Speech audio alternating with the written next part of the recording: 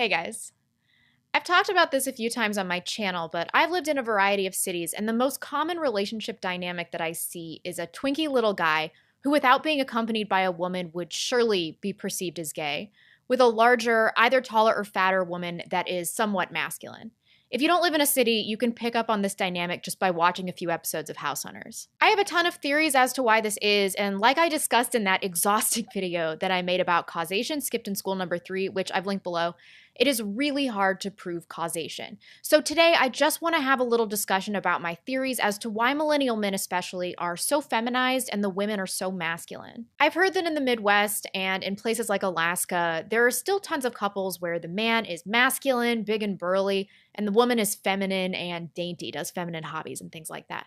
I admit that there may be some selection bias going on here since I've lived in leftist cities, but I'm having a hard time believing that there isn't a greater trend at play here. What we know for sure is that testosterone levels are plummeting year over year. One particularly disturbing study published in the Journal of Clinical Endocrinology and Metabolism in 2007 indicated that men's testosterone levels plummeted 17% from 1987 to 2004, which is 1% per year, and that's controlling for health and lifestyle factors such as obesity and diabetes that are known to affect testosterone levels.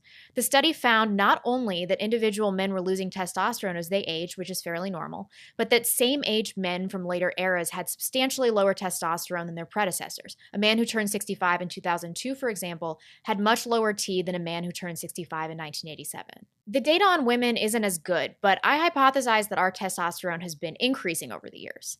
I found this fascinating study that I've linked below, but it's summarized in this Slate article. Hormone levels aren't born, they're made. A study published today by researchers from the University of Michigan found that women who play-acted scenarios that gave them power over someone else showed an increase in testosterone production, proving that gendered socialization and cultural norms factor along with biological makeup when it comes to testosterone levels. The study had 100 actors pretend to fire a lower-ranked employee, sometimes with traditionally masculine behaviors, such as using dominant body language, and sometimes with traditionally feminine behaviors, raising their voices at the end of statements. A control group watched a travel documentary. In both firing scenarios, the female actors experienced a boost in testosterone levels compared to the control group, leading the study's authors to posit that the simple act of holding power is a testosterone trigger, with or without masculine performance. Very interesting stuff. The study found that women that engage in masculine behaviors or are encouraged to be competitive have an increase in testosterone. Women and men, when encouraged to fulfill natural gender roles, have more normal levels of their associated hormones than if gender stereotypes are turned on their head. Who would have thought? This may be a reason that we see plummeting birth rates, but I digress. I think the best way to conquer a topic of this magnitude without turning it into another exhausting video is to work from the micro to the macro factors of influence. So let's start with the family unit. How has the family unit made men more feminine and women more masculine? We already know that children, and boys especially, are worse off in almost every way if they're raised by a single mother.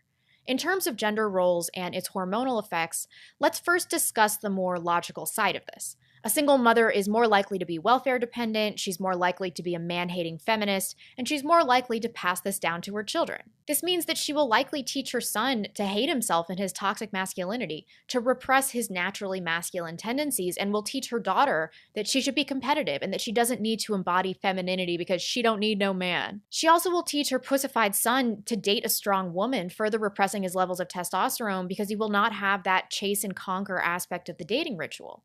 She will teach her daughter to date non-threatening, low-T men that she thinks pose less of a risk, and in a weird catch-22, her mannish daughter will attract men like this, who are also raised by single moms. There are also the lifestyle factors associated with father absence. Likely because of junk food and lack of fathers forcing their kids to observe healthy boundaries, children raised by single mothers are more likely to be fat and generally have worse diets and lifestyles.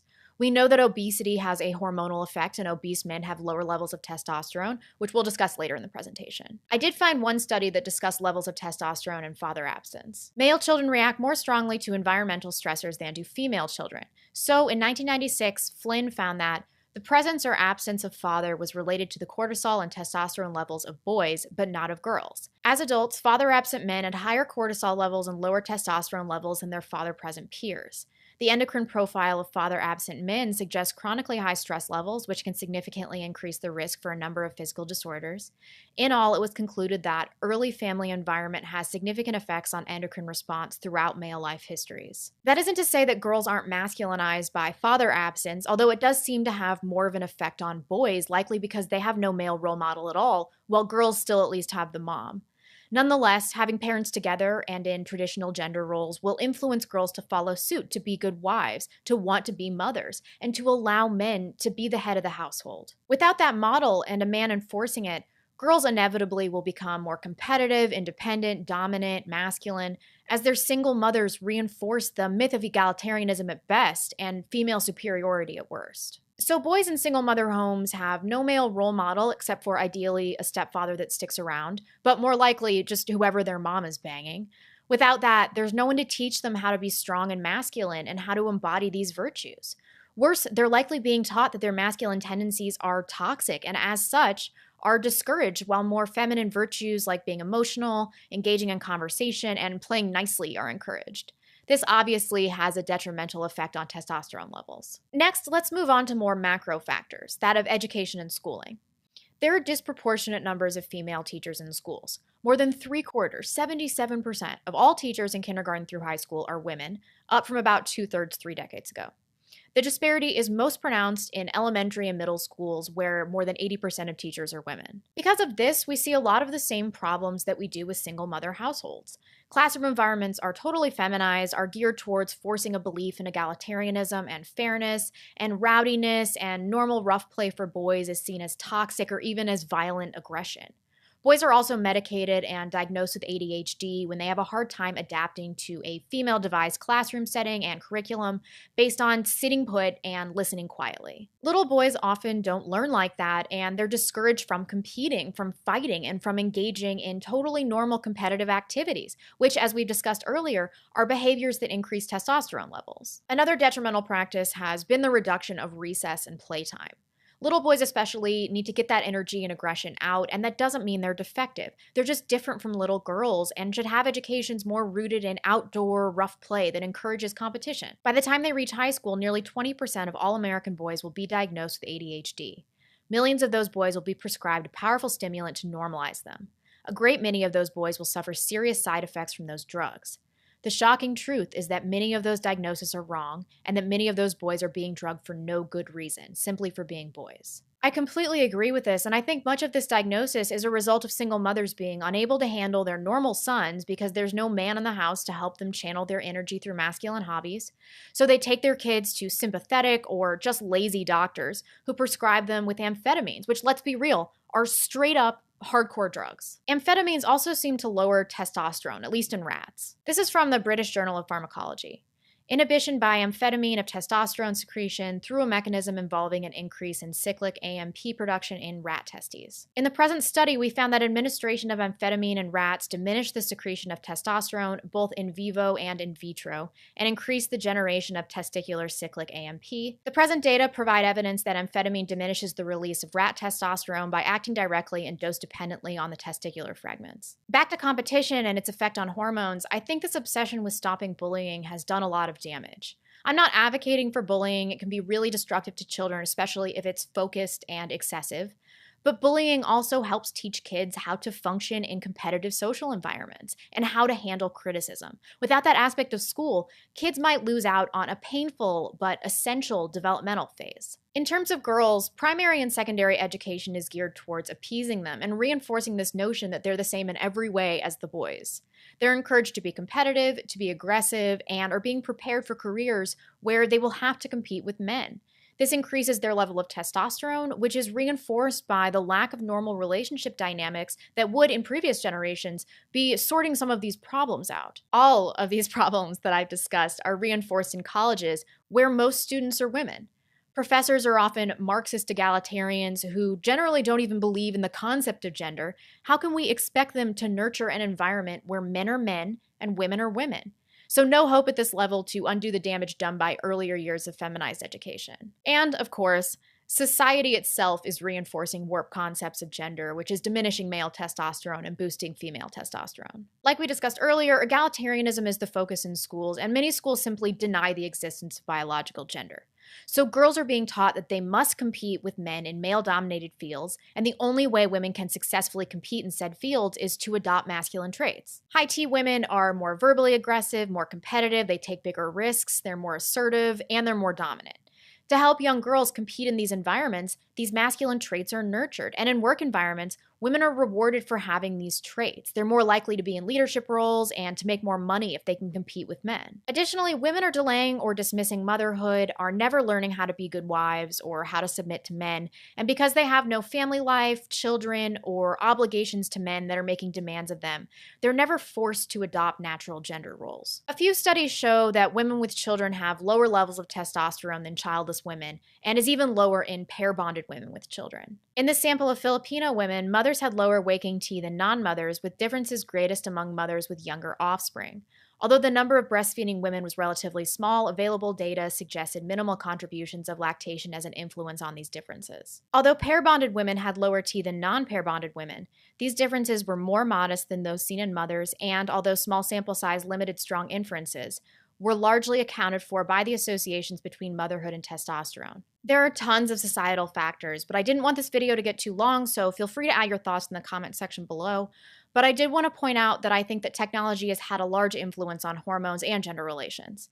Technology helps us divorce our natural state. We have Tinder, so there's no thrill of the chase, we can get food delivered, we can socialize with one another.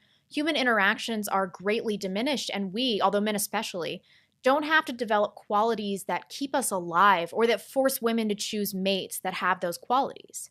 I hope this is being studied, but if anyone has any source material on this, I'd be really interested to look at it. In terms of environmental factors, once again, I can't mention everything, but there were a few things that I think are quite important, and data is accumulating on these subjects. In women, a study supports the link between excess weight and higher hormone levels. The study found that estrogen and testosterone levels dropped quite a bit when overweight and obese women lost the weight. Additionally, men are less attracted to overweight women and they have a lower sexual market value, so they're less likely to be selected for in mating and to ultimately become a pair-bonded woman with children, which, as we've seen earlier, is the group with the lowest amount of testosterone. In men, in recent years, researchers have noticed general links between low testosterone and other medical conditions. One showed that in 2,100 men over the age of 45, the odds of having low testosterone were 2.4 times higher for obese men, 2.1 times higher for men with diabetes, 1.8 times higher for men with high blood pressure.